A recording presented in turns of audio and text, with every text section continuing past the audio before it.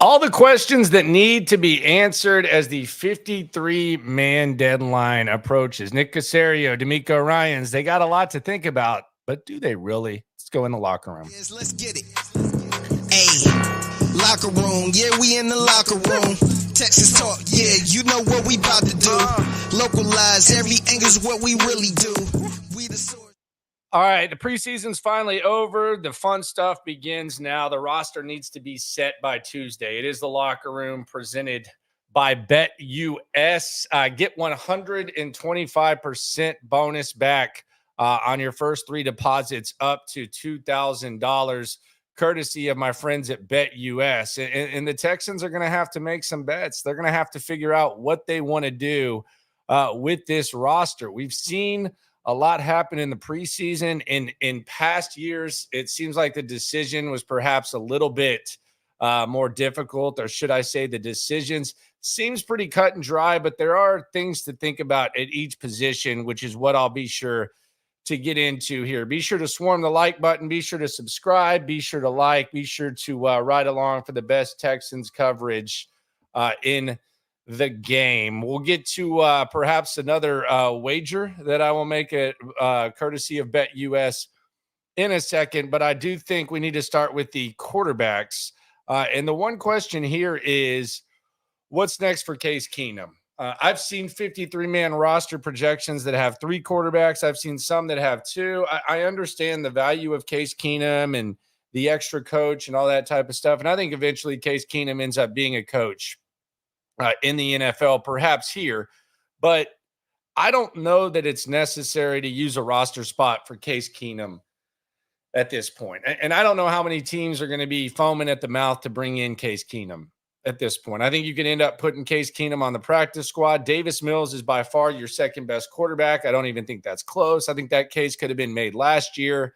And props to Case Keenum for doing what he did last year and winning the game against the Titans. I do believe that Davis Mills probably could have won that game as well.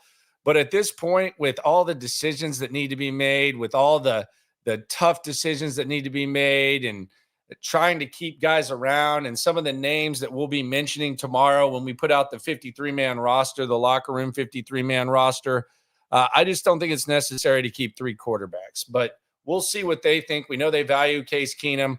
And they should. I think we'll see Case Keenum around this organization for a while. But the question when it comes to the quarterbacks is what is next for Case Keenum? The running back thing is interesting. Is Dameon Pierce on the squad? I don't see any way in hell that Cam Akers is not on this team. Now, there are strong chances that perhaps Cam Akers won't be able to stay healthy over the course of an entire season, perhaps. But if Cam Akers is going to look like the Cam Akers of old, and he has since they brought him in, and when they first brought him in, I thought it, you thought it, a lot of people thought it, maybe not everyone, that maybe this was just a tire kick, and maybe this was a waste of time, and maybe this was a camp body with Joe Mixon being out. Cam Akers, he's looked good, and he looks like a guy who knows this system. He looks like a guy who has the perfect vision, and Cam Akers at this point needs to be on this roster. 100%. Now, do they keep three running backs? Do they keep four? Who knows? But Cam Akers needs to be one of those guys because he's proven himself. He's ran well. And quite frankly, he's looked better than Dameon Pierce. So the question with the running backs is the Dameon Pierce on the squad. And I want to kind of touch on the Dameon Pierce dialogue because it kind of makes me roll my eyes a little bit because he's an easy guy to root for. And I know sometimes it might take time to learn a system, and sometimes a system might not be right for a running back. But I'm hearing D'Amico talk. I'm hearing a lot of Dameon Pierce apologists speak, and it's, well, they're just not blocking very well, and the blocking's not good, and he's getting hit in the backfield, and, nobody could run behind that type of blocking. This is the same thing we were saying last year. This is the exact same thing we were saying last year. The blocking's not good. Well, Dameon Pierce is, no running back could run behind this type of blocking. And then Devin Singletary goes in there behind the exact same offensive line, and he looks better. We see guys come in off the streets and look good in this system. We've seen some guys, some rookies, come in here and look more effective than Dameon Pierce. So as easy as it is to root for the guy, sometimes the situation's just not built for you. But I'm hearing all this blocking talk and the blocking's not good. Okay, what I heard that last year and Devin Singletary looked better. Oh, well, Cam Akers is going against second teamers. Okay. He's also running behind a second team offensive line. So I keep hearing the Dameon Pierce dialogue. It just seems like the goalpost keeps moving when it comes to Dameon Pierce. Maybe it's just not a fit. But I think it's clear that Cam Akers is made for this system. If healthy, he looks healthy, and he's got to be here. So is Dameon Pierce going to be on the squad is a question. Maybe you keep 4 running backs. But the Pierce thing is just, it's just continues to be repetitive, and it just keeps moving and moving. I know that they like him. The other thing is this. I think a lot of times you take coaches at their word and you judge what they say and you say, okay, well, yeah, he's saying this and let's put some stock in this. Like if the Texans are trying to trade Dameon Pierce, you think D'Amico Ryans is going to come out and just say, well, he hasn't been good? No, he's not going to come out and say that. That would make no sense. So I would just judge what you've seen from Dameon Pierce the last year plus, and you tell me what you think. But I find it very hard to believe that Dameon Pierce is just suddenly going to emerge as some sort of fit. I also don't know how good the blocking is going to be all year. I do know that Cam Akers, there's runs that look like they wouldn't gain yards with Dameon Pierce that gain yards with Cam Akers. Maybe it's just not a fit. But the dialogue with Dameon Pierce just seems like it's just getting a little bit more and more repetitive. I don't get it. Wide receiver question, is Woods making it? I don't see any way that you can let Xavier Hutchinson and John Mechie go. Both of these guys surpassed 100 yards in the preseason. Both of these guys did everything that you asked them to do. Both of these guys are playing better football now than they did last season. And oh, by the way, both of these guys will be under contract next season. If you let either one of these guys go, right now, the only wide receivers that you have under contract heading into camp next year with Mechie and Hutchinson on the side are Tank Dell and Nico Collins. These guys would be under contract. Hutchinson for 2 more years and Mechie for 1. I think both of these guys are safe. Noah Brown, he's been banged up. Might be able to return to practice pretty soon. Seems like he's getting his work in and he's working on the side. I wouldn't be surprised if we saw Noah Brown soon on the practice field.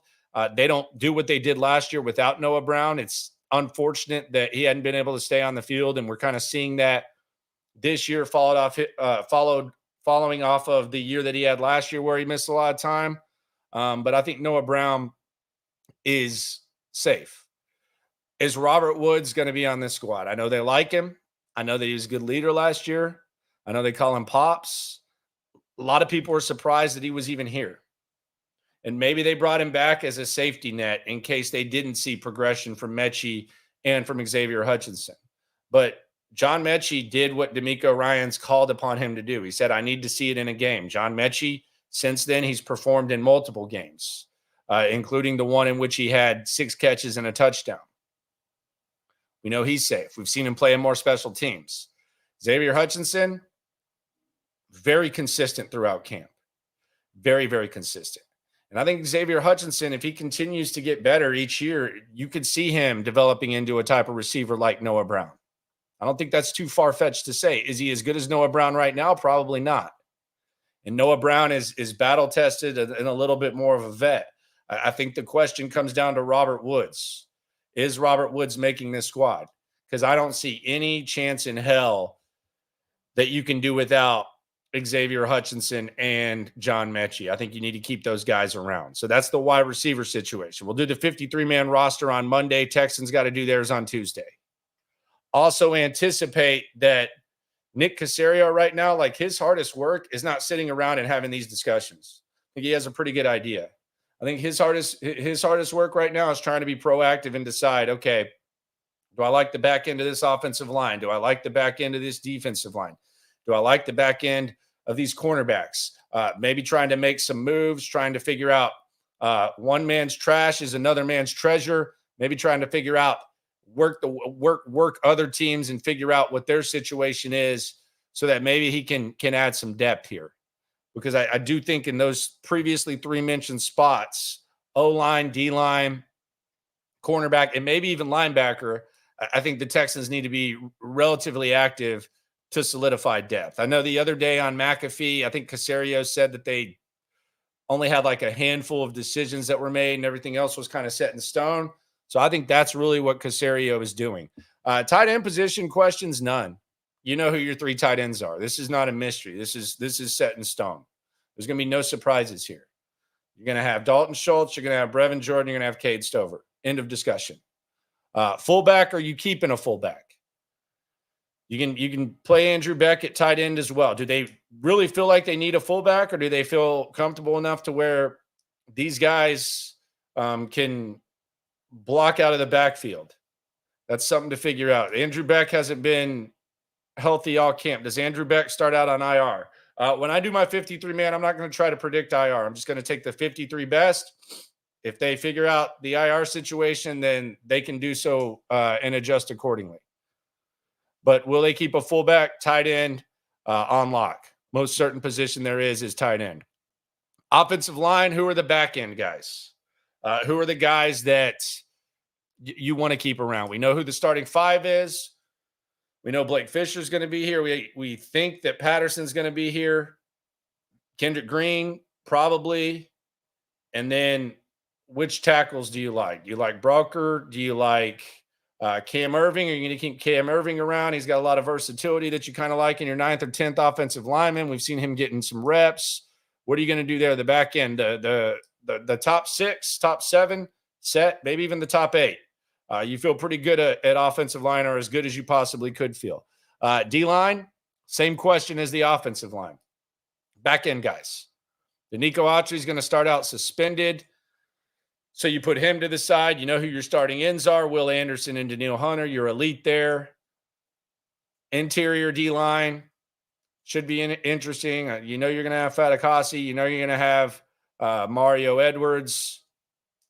And then fill in accordingly. I think Khalil Davis is safe. Barnett is safe. Probably going to work the streets for this, but D-line, same as O-line. You have a pretty good idea who the top end guys are. Back end, got to figure it out. Linebacker, is Christian Harris going to be active? We've seen Christian Harris. We've seen him on the side quite often. We've seen him on the side, and then when he got on the field, he wasn't on the field very long. How serious is this? Do we see Christian Harris on the practice field next week? Do we see him the week after that? Do we see him start out on IR? That'd be a damn shame. That would be a big kick to the junk for this Texans ball club. But that's the real question. I think you're pretty certain about who your linebackers are going to be, for better or worse. Maybe you get a little bit more out of the Hansons, the Hewitts, than perhaps you anticipated, much like Cashman last year. But at linebacker, Christian Harris that's the question. That was the question when camp started. That's the question now. Shout out to H-Town TD for the $20 super chat. Super chats go to the front. Appreciate you, my friend. He says, D'Amico said DP needs more ops equals opportunity. So we have an entire game yesterday and he's not running. This preseason DP is at 8 rushes for 9 yards in 2 games. Come on, sometimes you got to cut the cord. Yeah, and we saw him run last year, and it was the same thing. The blocking. What's up with the blocking? And then you see someone go in there and they perform at a better level. So, you know, you can look at that a number of ways with Dameon Pierce not playing yesterday. I saw some people were saying, okay, he's safe. He's automatically going to be on the squad. And then you saw others say, well, you know, maybe this means they're trying to trade him. I don't know. All I know is this about Dameon Pierce. He hasn't ran the ball effectively in a Houston Texans uniform in a year plus. He hasn't. He's looked better in practice than he does in games, but in games, it doesn't happen. And if we didn't have last year, then maybe I would buy this non-blocking stuff. But we have last year. We saw Devin Singletary, who we thought was just going to be a compliment to Dameon Pierce. We saw him step in, and he was immediately an upgrade. And he was running behind the same offensive line, and he looked like freaking Arian Foster compared to Dameon Pierce. So I'm with you, H-Town TD 2000, and I appreciate you very, very much for the love. Safety, no questions. We know who the 5 safeties are going to be, I think. I think we're going to go with Jimmy Ward, probably Petrie, Bullock, Murray, and then probably MJ Stewart, just because he's so good at special teams and he's kind of a reserve. So I think at safety, you're good. Cornerback, it's kind of crazy. The cornerback depth has kind of shifted. You feel really good about your top 2 guys, but then 3 through 5, you have a little bit of questions. I don't know what's going to happen with Des King. Des King obviously had the fumble yesterday on the punt. I don't necessarily hold that against him too much. It happens. We've seen Des King return the ball fine. So I don't look at that and say, oh, you just have to cut Des King now. But the fact that Des King was playing yesterday and the fact he was playing a lot kind of tells you something. I mean, because if they felt that Des King was their number 3 corner, why would he be playing? Especially with this squad, especially the fact that we've never seen Lassiter play in a game, and we know Derek Stingley gets hurt. Like, why would the number 3 corner be playing yesterday? I would put more stock in the fact that he was on the field, more so than I would what he did or didn't do. We know what Des King is. We also know that he's a guy they cut last year, and he's been kind of in and out of the coaching doghouse and in the field. Last year, he finished strong. He played well.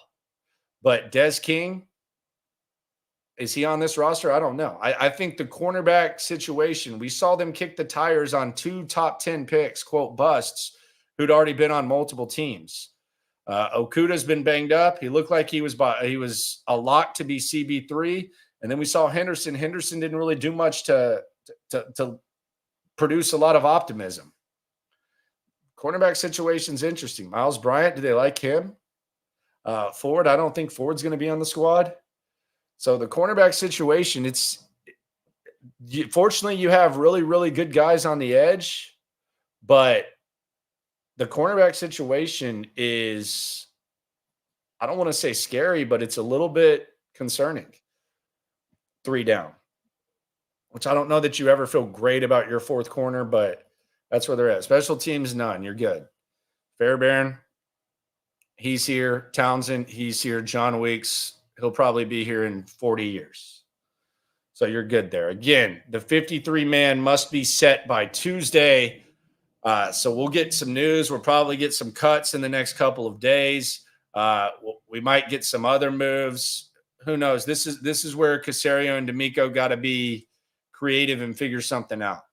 But the clock is ticking, and they gotta figure out what the heck they want to do. Shout out to BetUS for sponsoring this video. The under hit by a half point the other day, which means the total in the count is 1930 right now. We started out with 2,000. Now, we did make money this preseason because we have $100. Let me pull this up. We have $100 open on prop bets. We have the prop bet on 100 to win 86. Daniil Hunter over 10.5 sacks. And we have over 5.5 receiving TDs for Stephon Diggs, 115 to win 100. So we actually made money in the preseason. If you've been piggybacking, again, get 125% bonus on your first 3 deposits. And let's just go ahead and make a bet today. Why the heck not? Let's bet on that week 1 game against the Indianapolis Colts. They have all the props. Display selected. We go down. Texans versus Colts. Still got some preseason there. Let's get out of the preseason. We're done betting on preseason football. We've had our fix there. So we'll display selected. Let's see what the line is right now for the Texans versus the Colts. We have the Texans -1, minus 130 on the money line. The over-under is 14.9. Okay. What we going to do? Let's just take the over. Let's take the over. Let's put 100 on that. Let's put 110, win 100. 110 to win 100. Let's place the bet and let's see. And you can get in the action as well. Bet US, 125% bonus on your first 3 deposits up to $2,000. So there you go. We're in the game. And we're off to a really, really good start for the season, which is always good. So a lot of people saying under. I'd feel dirty betting unders, my man. Feel dirty betting unders. Herman's really into the under. Bet the under. I don't think there's any chance Chris Boyd makes this team. Maybe he hangs around. I know they like his juice on special teams.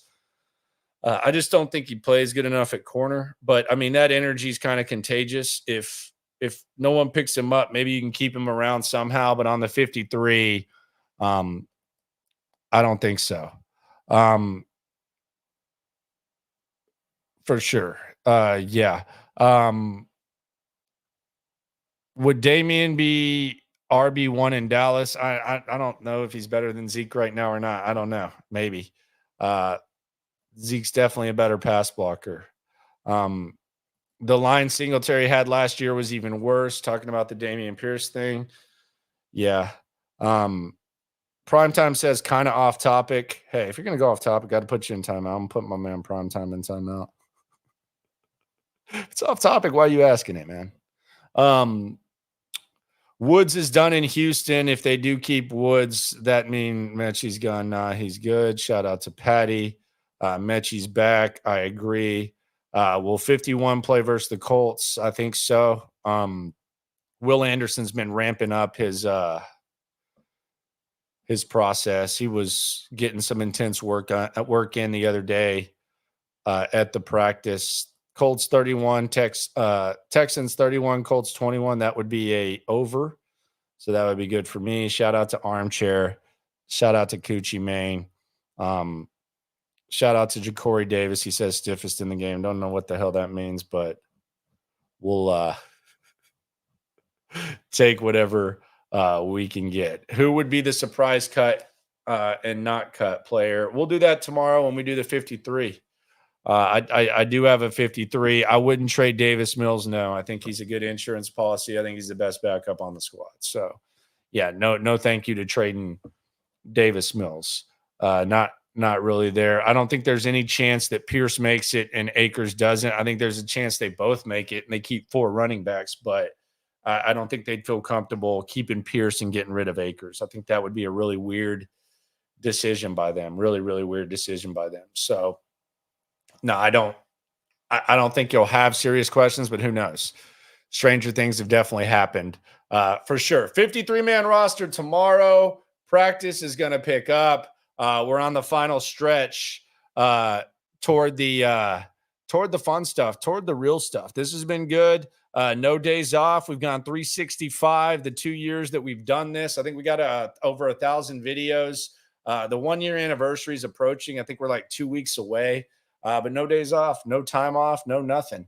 Doesn't matter. It's a grind, and I appreciate you for being along for it. Shout out to BetUS again. The link is in the description. You can check it out. You can get 125% back. You can bet on the under, the over. Seems like there was a slight disagreement on that, but hey, I never claimed to be a good gambler. Am ahead this year, though. If you piggyback me, and I got the Hunter and the Diggs prop bets out as well. Appreciate y'all for coming through. Be sure to subscribe. Be sure to like. Be sure to ride along. I've been all over the place lately. Actually finally got the baby asleep next door. Drove with her about 3.5-hour drive today. She actually was pretty good, as was the dog. Wife gets in tonight, so I'm holding down the fort, but it's not going to stop me from talking about a little bit of Texans. Swarm the like button. If you don't mind, subscribe, like, ride along. Don't forget about the BetUS 125% bonus on your first 3 deposits up to $2,000. The link is in the description. And always remember, when it comes to this Texan stuff, we're all in it together. Who's on your 53-man roster? Did I miss any questions? Let me know in the comments. And always remember, we're all in this together. Appreciate y'all for coming through. Happy Sunday. We the source, we the pulse of the city too. Landlocked, got the game in the headlock. Localized every time, can't stop, won't stop.